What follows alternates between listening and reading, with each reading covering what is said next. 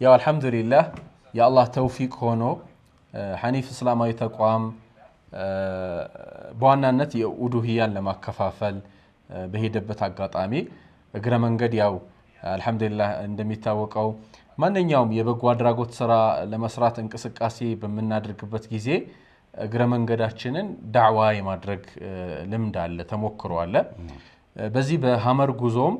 የኡዱህያ ስጋ ካከፋፈልን በኋላ የዳዕዋ ፕሮግራሞች ነበሩና በዚህም ሐኒፍ እስላማዊ ተቋም ይዟቸው ከሄዱ ዱዓቶች ዳዕዋ ተደርጎ በጣም ደስ በሚል መልኩ የሰለሙ የሆኑ ሰዎች ነበሩ እስኪ ያንን ሁኔታ ምን ያህል ሰዎች ሰለሙ የነበረውን ሁኔታ እስኪ ሼክ ኢብራሂም ብታብራራል ከጂንካ 200 ኪሎ ሜትር ከጂንካ ወደ ውስጥ ተቅሪበን ወደ ኬንያ ጠረፍ አካባቢ ማለት ይቻላል ለኬንያ በጣም ቅርብ ነው የኦሞ ወንዝ ማለት ነው እዛ አካባቢ ነው በዋናነት ዳዕዋ የተደረገው እስልምናን ማወቅ የሚፈልጉ ሰዎች አሉ የሚል ነገር ነበር ከሙነሲቁ ጋር የተነጋገርነው በጣም ጥሩ ብለን ያው ደረስን ማለት ነው አካባቢው ላይ በመንደርስበት ሰዓት ላይ ያው ትንሽ ዘግየት ብለናል ማለት በጠዋት መድረስ አልቻልንም ሆኖም ግን ተቅሪበን ዙሁር አካባቢ ነው የደረስነው ግን ያው አካባቢው ሙቀት እንደውም ብዙ ሰዎች እየጠበቋችሁ ነበር ያው ተመልሰዋል የሚል ነገር ነው የሰማነው ግን ባለው ሰው የተሰበሰበው ሴቱም ወንዱም ህፃናቱም ቀጥታ ስለ መሐሲነል ኢስላም ስለ እስልምና ጥሩ ገጽታ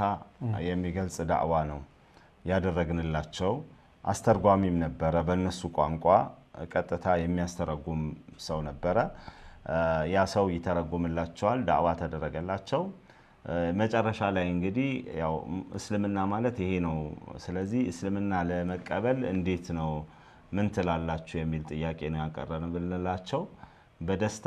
ሁላቸውም ያለምንም ማመንታት እስልምና እንወዳለን እንቀበላለን አለፊጥራ ናቸው ነገራችን ላይ ቀጥታ እንቀበላለን የሚል ነበረ እንትን ያለው ቀጥታ ከዛ በኋላ ሻሃዳ ነው ወዲያውኑ ያስያዝናቸው አላሁ አክበር